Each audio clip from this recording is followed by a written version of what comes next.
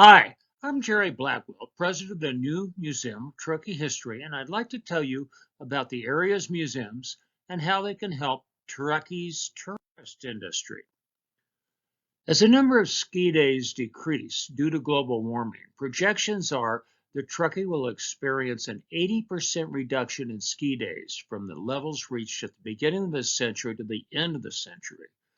Along with that, Truckee is experiencing fewer winter visitors.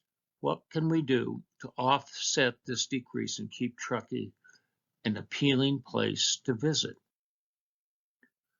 Hopefully, other Truckee attractions will fill the bill.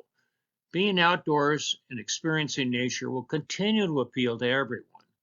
Hiking, mountain biking, road biking, canoeing, and boating all have the allure to bring visitors to Truckee. Nature will be the biggest draw. Also, stories of our rich history will be a big attraction. The area's museums can hold the interest of individuals and families traveling into Truckee. Today, we now have a number of museums in the area. There are actually 6 museums in the Truckee area. The largest, at Donner Memorial State Park Visitor Center, has exhibits describing the challenges of the early immigrants and subsequent travelers. The Old Jail Museum, just behind Truckee's historic Main Street, gives the details of a wild mountain town. The jail was an important tool to tame Truckee's wild side. The Railroad Museum tells the story of who built the railroad across the western United States, why it was done, and how it was built. And the new Museum of Truckee History describes the development of the area from before the completion of the Transcontinental Railroad through the growth of Truckee's industries and the creation of the town of Truckee. The 20-mile outdoor museum gives motorists information about the sites along Old Highway 40. And the Railyard Pocket Park has 2 pieces of railroad equipment that kept the railroad open through Truckee.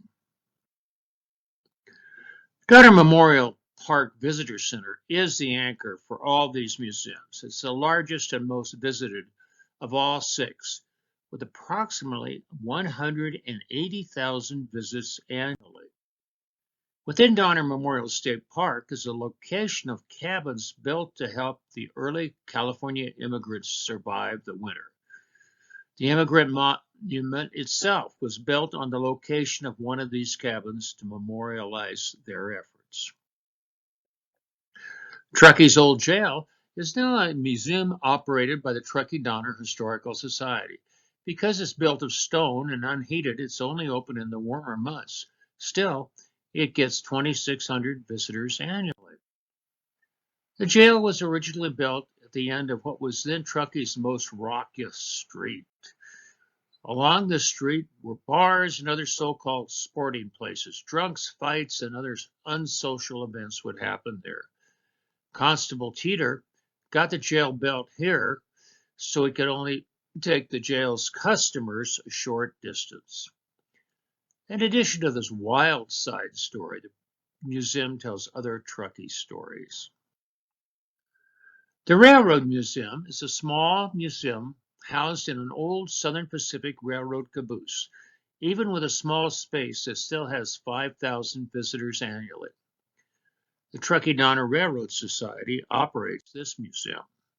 In the museum is told the story of who, why, and how the Transcontinental Railroad was built. Pictures and displays tell the story of the first railroad to span the continent and the subsequent railroads built for logging and tourism. The outdoor Railyard Pocket Park is on the location of the old Truckee rail yards. From here, helper locomotives were added to the westbound trains to help them get over Donner Pass. The rotary snow plow cleared the tracks over the Sierras and kept the trains running both east and west. And the wrecking crane was used to unblock wrecks and restore the railroad to running order. Both pieces of equipment were extensively used in the Truckee area. The 20-Mile Museum is a collection of interpretive signs along old Highway 40 that makes Truckee's history come to life. There are dozens of signs throughout the 20-mile section of Donner Pass Road from Cisco Grove to Donner Lake. Each one tells a different story about local history. As you drive along this outdoor museum, you'll learn about ice harvesting, the Transcontinental Railroad, Native American petroglyphs and grinding stones, the history of skiing on Donner Summit, and much more. The Donner Summit Museum is also operated by the Donner Summit Historical Society. Norm Saylor operates the museum, and he's a rich source of historical information, as well as the caretaker of a trove of old photographs.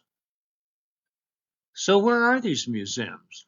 Donner Summit Museum itself is at Soda Springs, and the 20-Mile Museum extends from Truckee to Cisco along Highway 40. The Donner Museum is, of course, in the Donner State Park Visitor Center on the east end of Donner Lake. The old jail is just north of the Truckee's historical downtown on Jaboom Street. And the Railroad Museum is in an old caboose at the west end of Truckee's Railroad Depot. The new Museum of Truckee History is inside the Truckee Railroad Depot on its east end. Lastly, the Railyard Pocket Park is located just east of historic downtown Truckee at the end of a long parking lot. So what's this new museum like? As you enter the new Museum of Truckee History, you'll be in the old Trainmasters office.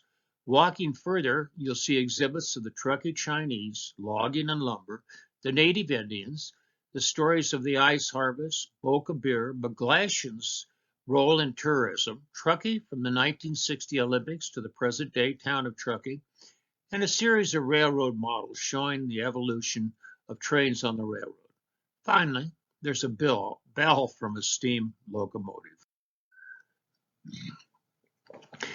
Walking into the trainmaster's office looks much as it did when the Truckee trainmaster was there. There are desks, cabinets, and stoves that were used in the depot. The trainmaster controlled Truckee's passenger and freight trains, as well as keeping track of shipping of Truckee's merchants. In addition, there's information about the Transcontinental Railroad and the railroad to Lake Tahoe. And, of course, each exhibit has an interactive display that lets you delve further into the exhibit's information. The next exhibit has displays and artifacts describing the Truckee herb shop. Truckee Chinese also operated groceries, barbershops, tea shops, opium houses, and a bathhouse. Today, the only building from Truckee's Chinatown Pass that exists is the Chinese herb shop located across the river from downtown. The little shop, built in 1878, is a brick fireproof building with iron metal shutters that have survived many fires. From the 1920s up until the 1960s, it was used as a Truckee bottling works and was rumored to have the finest bootlegged whiskey in town. Approximately 14,000 Chinese were hired to build the Transcontinental Railroad. After its completion in 1869, the workers settled along the railroad or went to help other railroads. Some Chinese became Truckee woodcutters, working to cut firewood for both the town residents and the railroad's wood-burning locomotives. In this exhibit, saws and other documents help tell the story of Truckee's lumber industry. Lumbermen who rode the newly completed Transcontinental Railroad saw the potential of Truckee's sugar pine forest.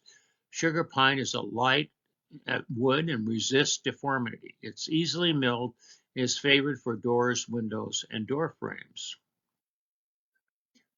Within 11 years, the loggers had cut down the trees near Truckee. Loggers then built narrow-gauge railroads to get deeper into Truckee's surrounding forests. They launched approximately 24 lumber mills with supporting railroads in the area. Again, An interpretive computer display gives visitors the opportunity to delve further into this major Truckee industry. The next exhibit displays baby carriers and grinding stones used by the Indians in the area. During summer, the Indians harvested pine nuts and acorns.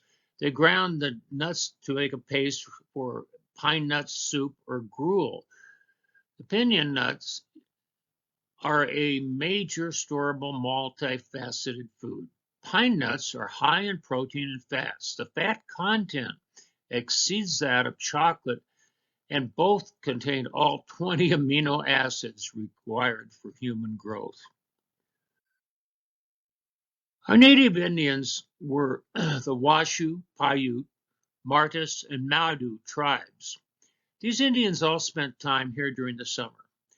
The Washoe were the primary tribe in the area, and even in winter, the Washoe lived on the shores of Lake Tahoe. The town of Truckee and the river were named after a Paiute chief. When the first wagon train to cross the Sierras came to a point where the Humboldt River disappears into the desert sand, Caleb Greenwood, one of the mountain guides, went searching for water. Caleb came upon a Paiute hunting party, and the chief kept saying Truckee. Greenwood assumed that that was his name, and the name stuck.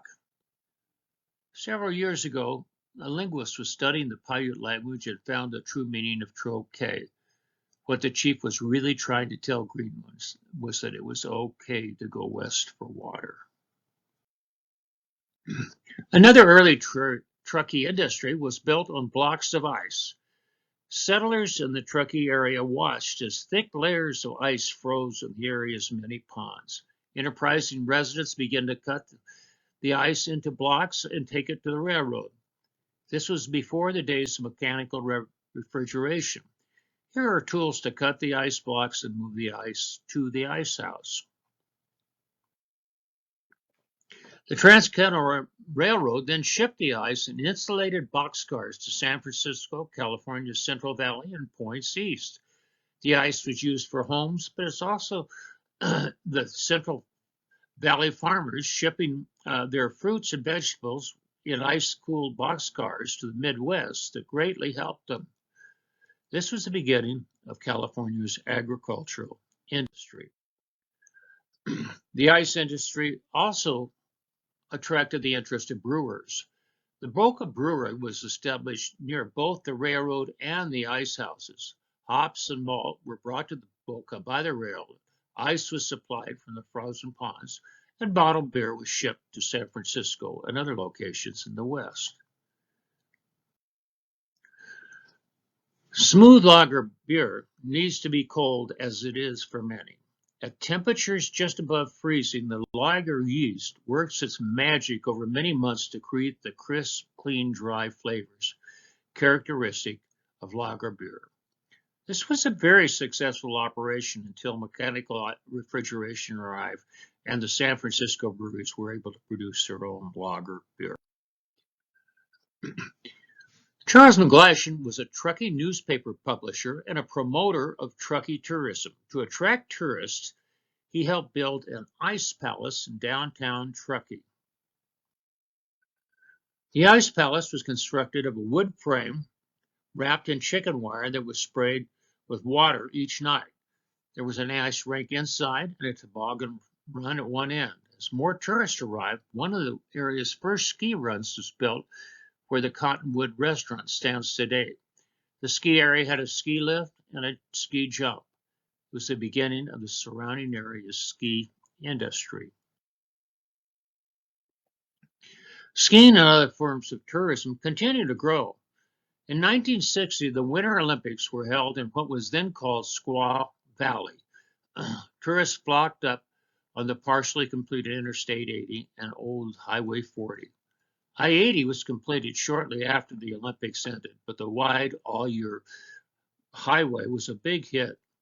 Truckee's population went from approximately 2,000 in 1960 to over 20,000 in 2020. The last exhibit is a wall of railroad models showing the evolution of equipment from the first locomotive that came to Truckee in 1868 to the trains of today.